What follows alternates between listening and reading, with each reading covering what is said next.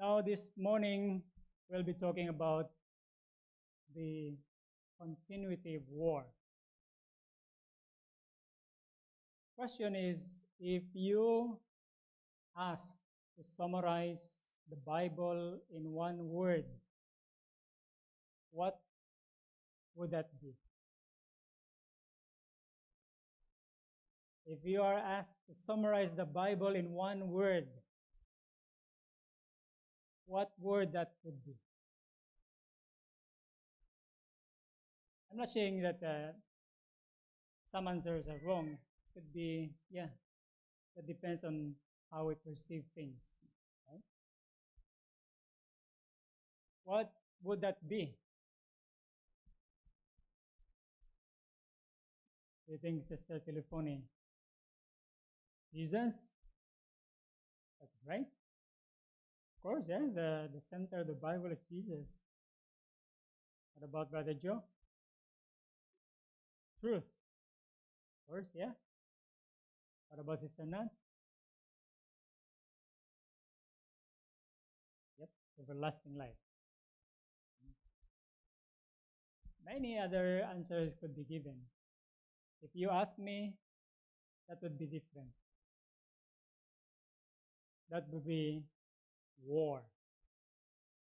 I mean, depending on your understanding, but yeah, all answers are correct, I believe. Okay?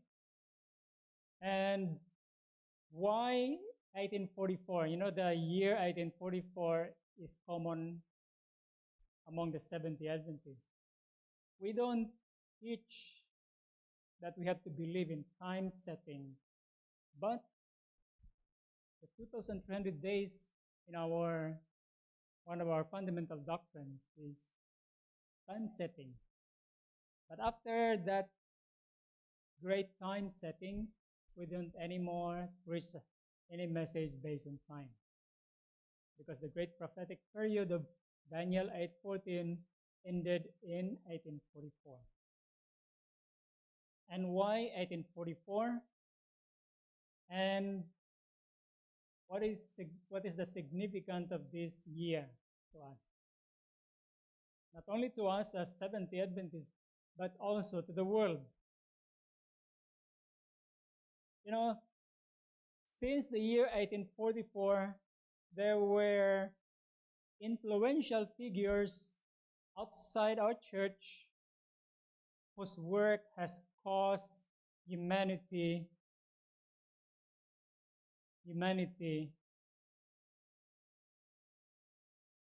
irreparable damage. Now let us take a look at them. Atheism. Well, of course, atheism has been in the Bible since the time of Moses, when Pharaoh said, "Who is the Lord that I should obey his voice and let Israel go?" The king of Egypt denied the existence of the God of Moses, so that is atheism. But personalities from now and then came up, like this one, Friedrich Nietzsche, a German name, was born in October 15, 1844. He was a German philosopher and is often characterized as an atheist due to his critiques of traditional religion and his declaration that God is dead. In his work, Thus Spoke Zarathustra. He was critical against organized religion, particularly Christianity, which he saw as inhibiting human potential and promoting a slave morality. This is how he viewed Christianity. He believed in the importance of creating one's own values and living authentically even in the absence of traditional religious frameworks.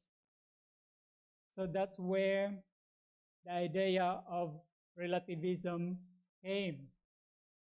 In other words, you can set your own standard of what is right and wrong based on the philosophy of Friedrich Nietzsche. It would be more accurate to describe his views as atheistic leaning or as part of a broader critique of traditional religious dogma and morality. So that was what year? Since 1844. An instrument of Satan was born.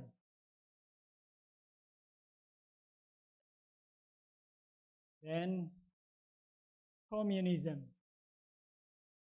Have you heard about Karl Marx? He's known as the father of socialists and communists. The Marxist theory. Am I right here? Let me see. Okay. Karl Marx was born in 1818 to 1883. He was a German philosopher as well, economist, historian, sociologist, political theorist, and revolutionary socialist. He is best known for his critical analysis of capitalism and his advocacy of a classless society. Classless society meaning no lower class, no middle class, no upper class. Classless society. Everything is common or equal. And then, so that advocacy was based on communal ownership of the means of production. What you own will be owned by somebody else. Now, I remember the previous Pope wrote a book about the distribution of wealth. So, in other words, the concept is if you have two houses, you have to give your one house to a person who have no house. This is his principle. You like that? Communal property. You have two houses, two cars. You have to give one of your car or property to the person who has nothing. You like that? On the surface, yes. But this is the advocacy of Karl Marx, socialism, communism.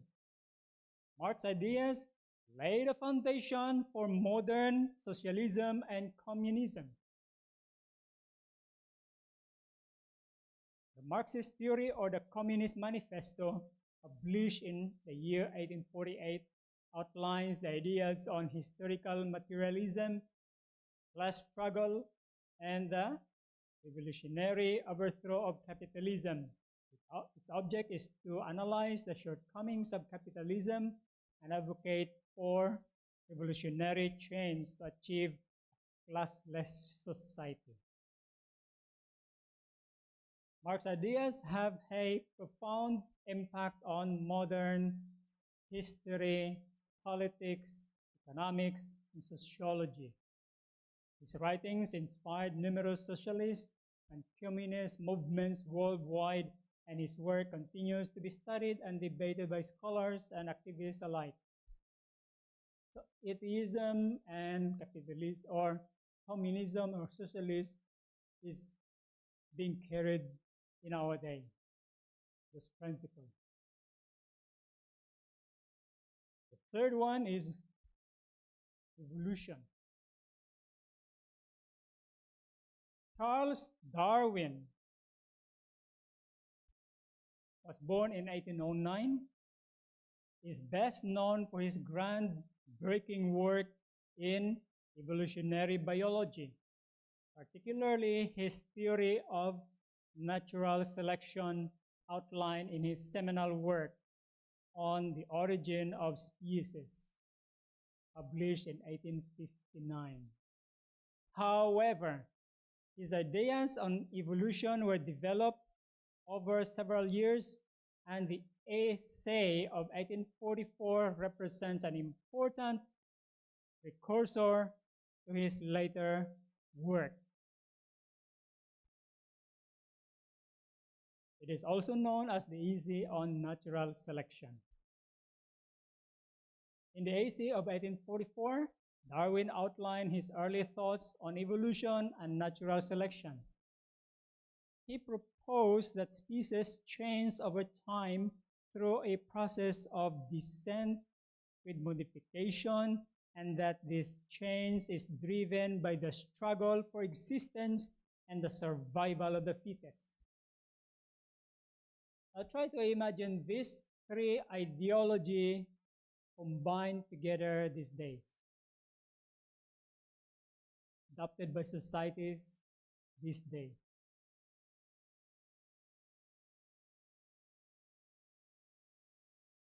But what else happens in 1844? And why in 1844? Yes. You know, brethren, do you think that these events were just coincidental? No. The war continues.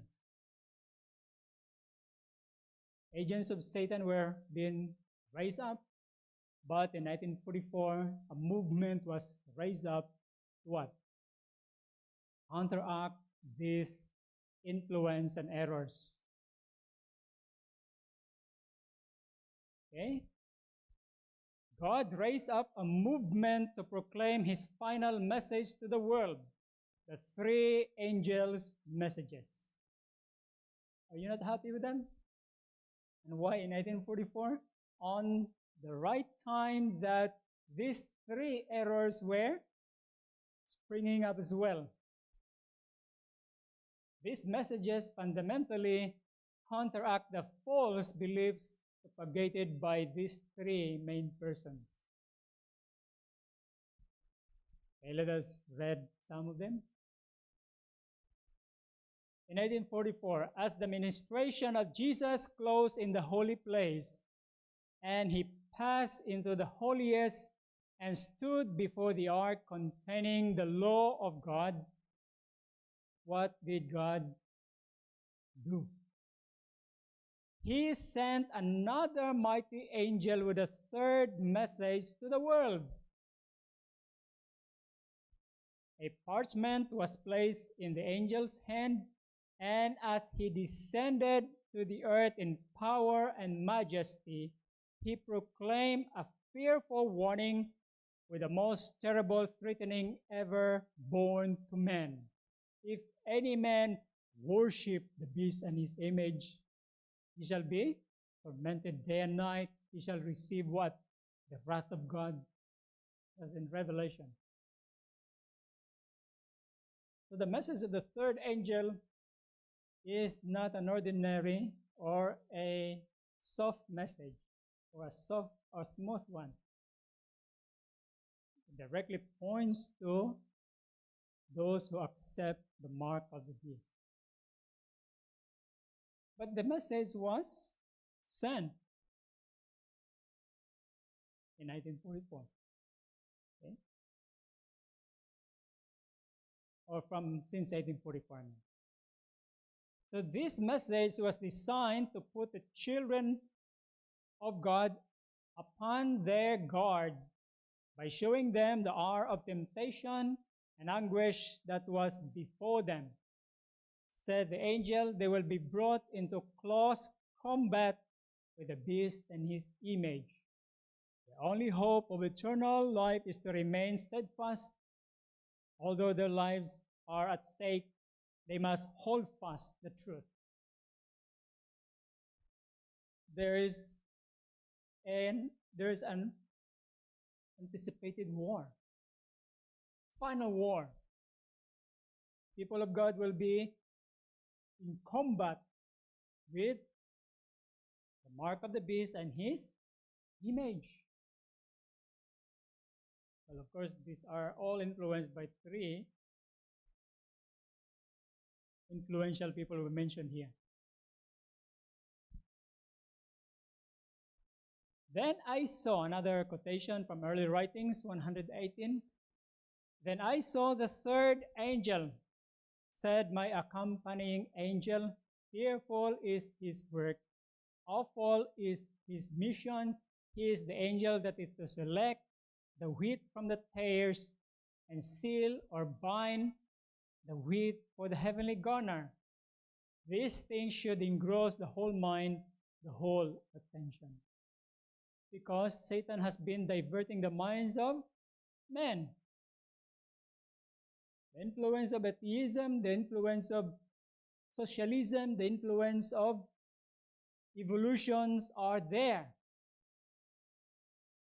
So to counteract these influences, the third angel is doing his work. And in doing these things, this should engross our whole mind. We should not focus on the other issues, but we have to focus on the message that God has given to us, the angel's message. Who are voicing the message of the third angel, calling upon the world to make ready for the great day of God. The message we bear has the seal of the living God. This is the marking time. And the angel said here in Revelation 7, 2 and 3, and I saw another angel ascending from the east, having the seal of the living God. And he cried with a loud voice to the four angels, to whom it was given to hurt the earth and the sea, saying, hurt not the earth, neither the sea, nor the trees, till we have sealed the servants of our God in their forehead. A question. This angel ascending from the east, who is this angel that has the seal of the living God, that ascended from the east? Who is this angel? Now, the angel of Revelation 7 is no other than the third angel of Revelation 14. They are the same angel. Because the message of the third angel has the seal of the living God. And the message, and this angel has what? Has the seal of the living God. So they are what? Same angel.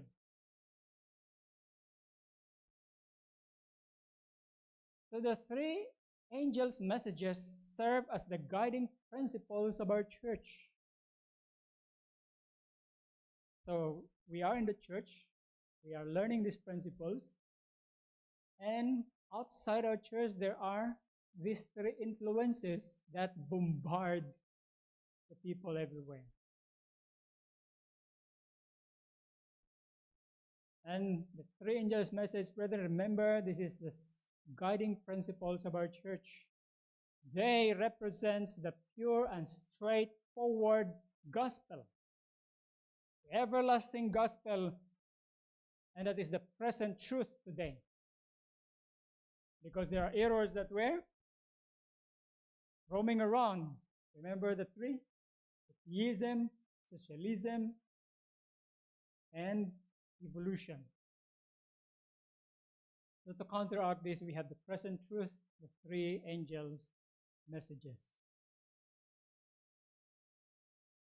Now, Revelation chapter 12. Let's concentrate on Revelation chapter 12, on the war issue that is going on. Okay? Now, there are records in the Bible, battles of armies, that though one party is outnumbered by the other, they still won. Okay? For example, the Israelites against the armies of Egypt, who won the battle? Amazing, right? No weapons on the part of the children of Israel. They were just slaves in Egypt, but won the war. And what about Joshua and the conquest of Canaan? And another 300 men versus the Midianites, the unnumbered host of the Midianites. And what about Samson and the 1,000 Philistine soldiers? Those are amazing stories. But outside the Bible, there are also other wars that took place in a similar manner. Like, for example, Alexander the Great had only 40,000 Greeks with him, and he conquered the great Persian Empire, millions of them. And also in great controversy, there is a story about the Bohemians, led by Siska and Procopius, against the armies of the popes and the crusaders. They won. So we have here, brethren, the heart of this battle is actually in Revelation chapter 12. The Revelation chapter 12 presents, an intense series or scenario that originate from the passage of time, starting with Satan's rebellion in heaven and his persistent attacks on the faithful, or the God's people who are faithful in these last days. So that war in heaven that started by Satan will culminate on earth against the remnant people of God. Find here in Revelation chapter 12, I'm not putting here the verses of Revelation chapter 12, but let's start reading from verse 7 to verse 9. And there was war in heaven.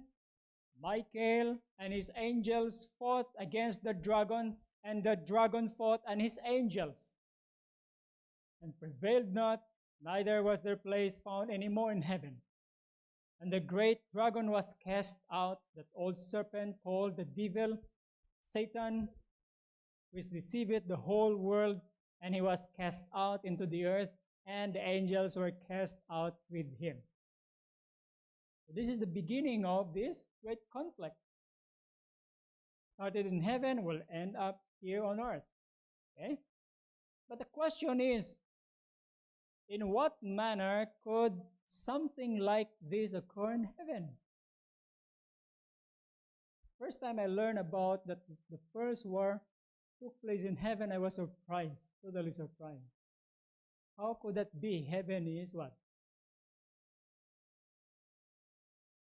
Yeah. But of course, there are insights that these verses offer regarding the existence of the free will and free choice. The angels that fought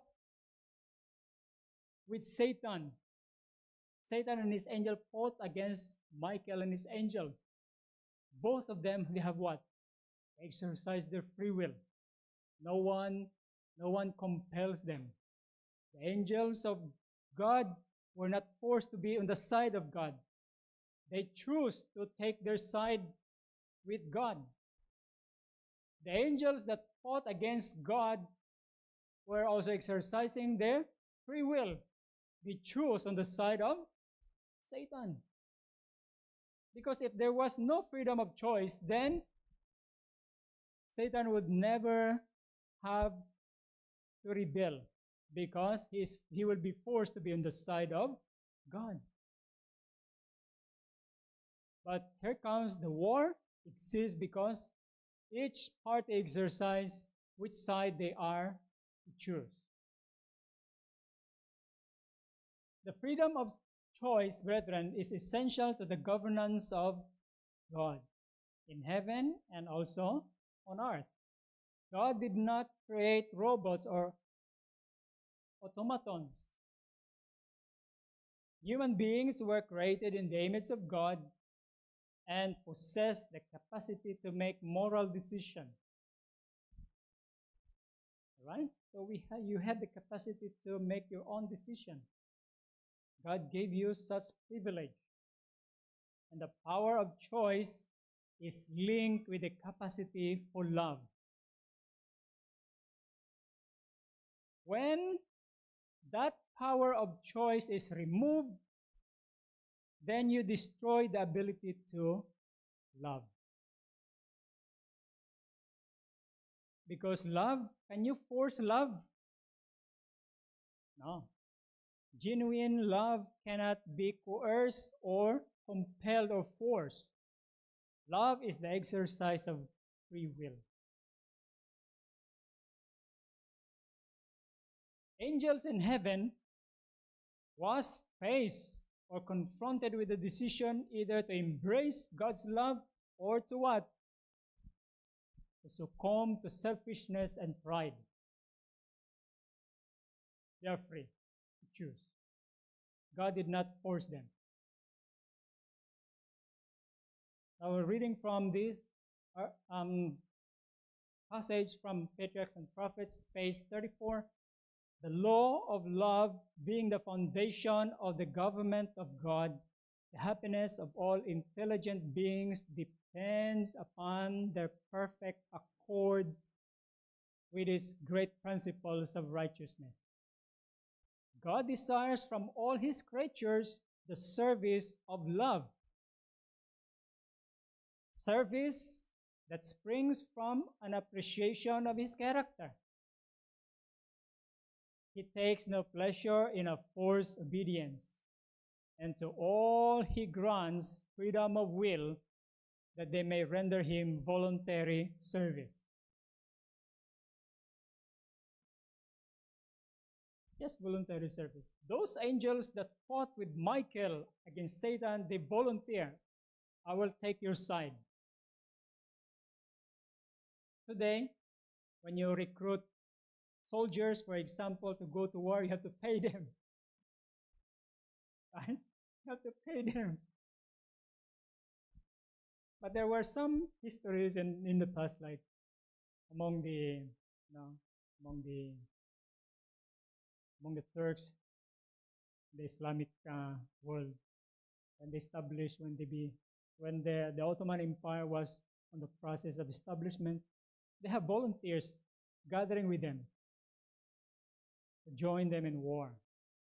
But later on, when they were organized, they create a janissaries, which are paid soldiers. But look here, brethren.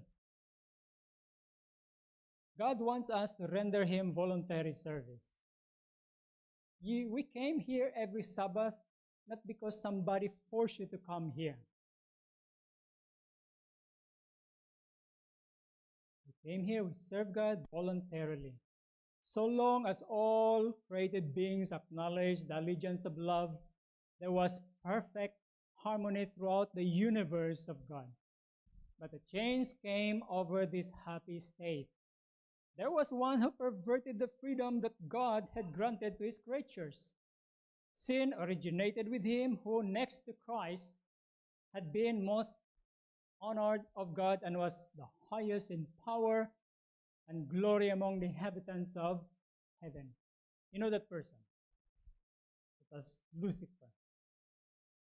Right? And in this war, in this conflict between good and evil, there has never been neutrality in the great controversy, and there will be none in the earth's final war. So there were only two parties in heaven that fought: Satan and his angels, Michael and his angels. There is no middle ground, no neutral party. Just as every angel chose Jesus' side or Lucifer's side, all humanity will be led to their final and irrevocable choice at the end of time. And what did Jesus say here? This principle is very important. 11:23 of the Gospel of Luke. He that is not with me is against me, and he that gathereth not with me scattereth. If we if we are on the neutral or the middle side, whose side we are? Not on Christ, right? So in other words, it is not like politics that we have independent parties. Independent parties are neither for this and for that. So if you declare in this war, if you declare you have an independent party, meaning you are not with Christ or with Satan, but if you are not with Christ, then you are against him. That's the consequence. Free will and free choice must be to Jesus, who, through knowing that it would lead him to the cross, give us free will anyway. Now, as described in the Bible, Jesus has never lost a battle with Satan. Do you remember any situation that Jesus lost? He is the mighty conqueror, victor over the powers of evil. But it is one thing to believe that Jesus was victorious over the temptations of Satan. Many people read the Bible, and Jesus was victorious, triumphant over the temptations of Satan in the wilderness after fasting for 40 days. We believe such, but that's one thing. And it is quite another thing to believe that Christ's victory, in other words, it is another thing to believe that that victory of Christ is ours as well. Right? Well, Revelation chapter 12 tells us that the accuser of the brethren is cast down. 12 verse 10 and 11, and I heard a loud voice saying in heaven, now is come salvation and strength and the kingdom of our God and the power of his Christ, or his anointed. For the accuser of our brethren is cast down. He's accused them before God day and night.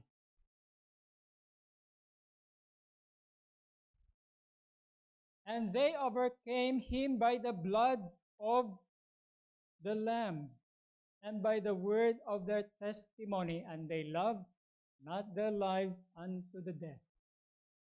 So the word overcome in the original Greek language or text is nikao. That means to conquer, to prevail, to triumph, or to become victorious. And this passage, this phrase, he that overcometh, appears 7 times in Revelation chapter 2 and chapter 3. Okay? That is in the messages to the 7 churches. And how is it possible to overcome? And how is it possible to become overcomers? How is it possible for us to become overcomers? By the blood of the Lamb. Yes, by the blood of the Lamb, brethren. And that's the power in the blood of Jesus. There is a power to grant us strength to overcome. There's power to save in the blood. Okay, that is in verse 11, by the blood of the Lamb. No other way.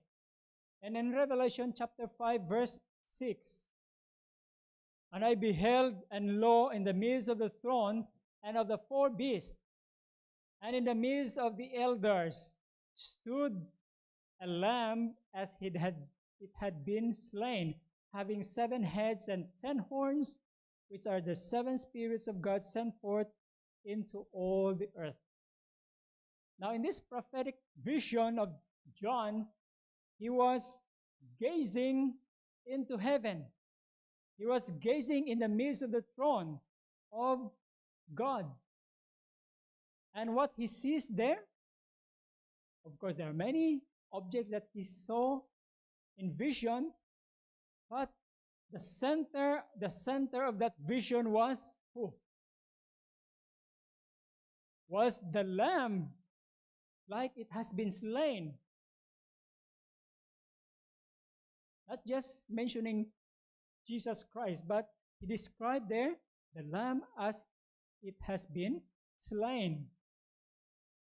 The sacrifice of Christ, meaning the death of Christ or the sacrifice of Christ on the cross, is the focus of the attention of all heaven. That is what it means by this verse.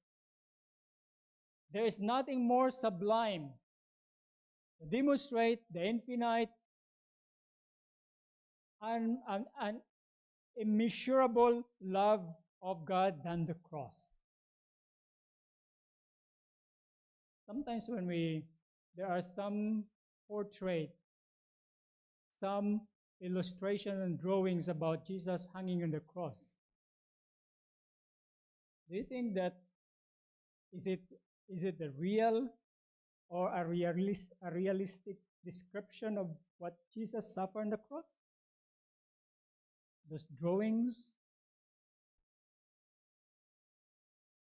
Yes, brother? Yeah. Yeah.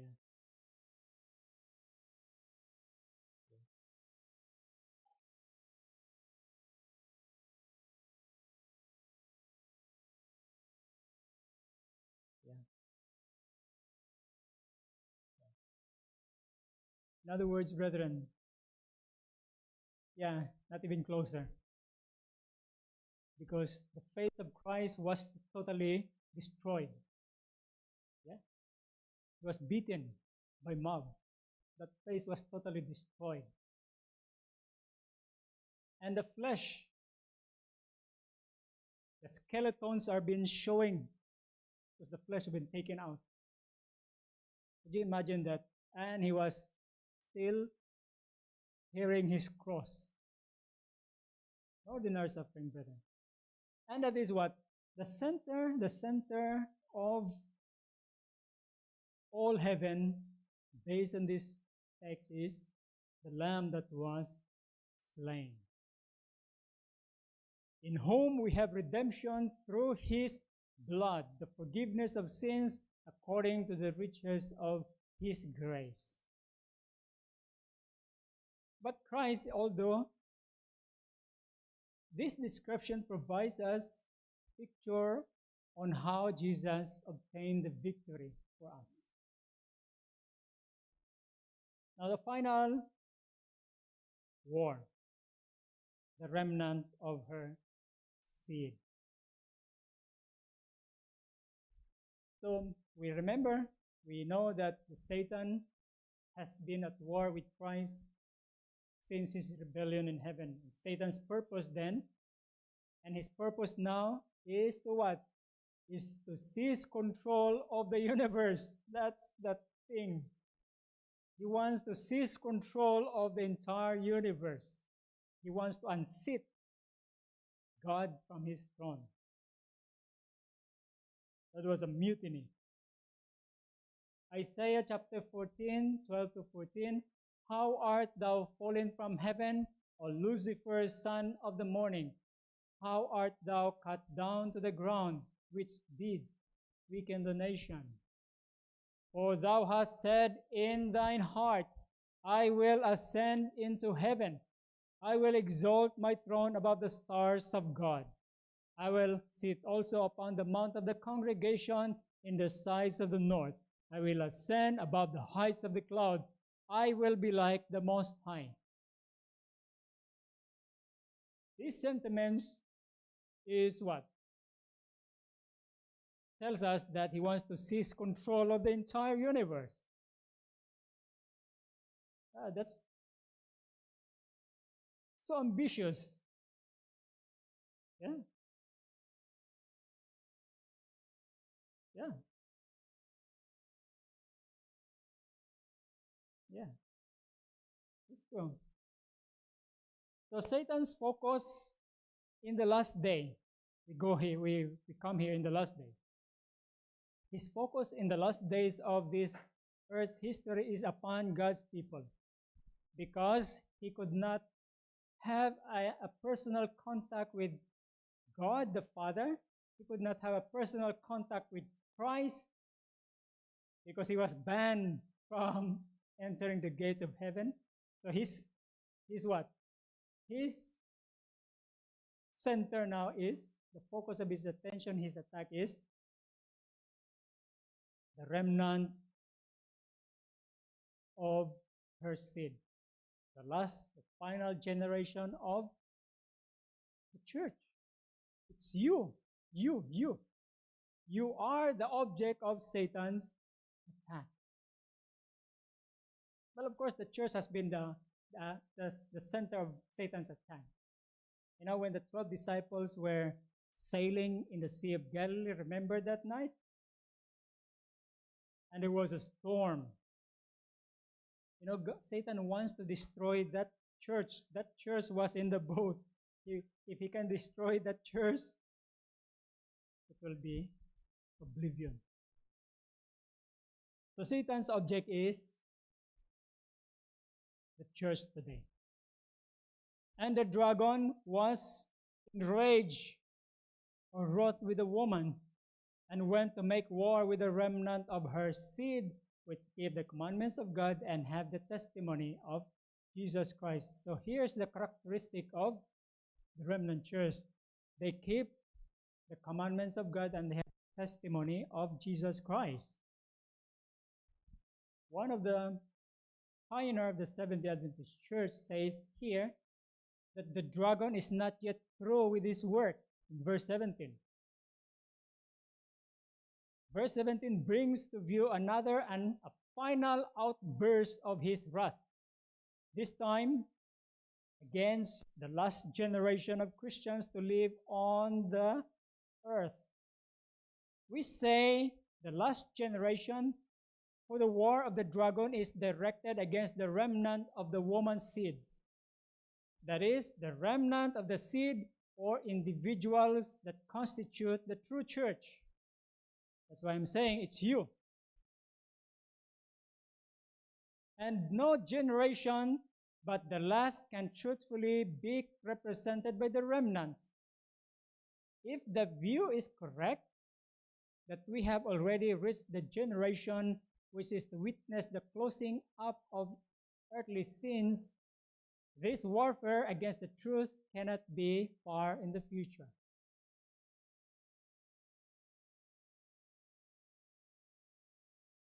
And our world is headed for a major crisis.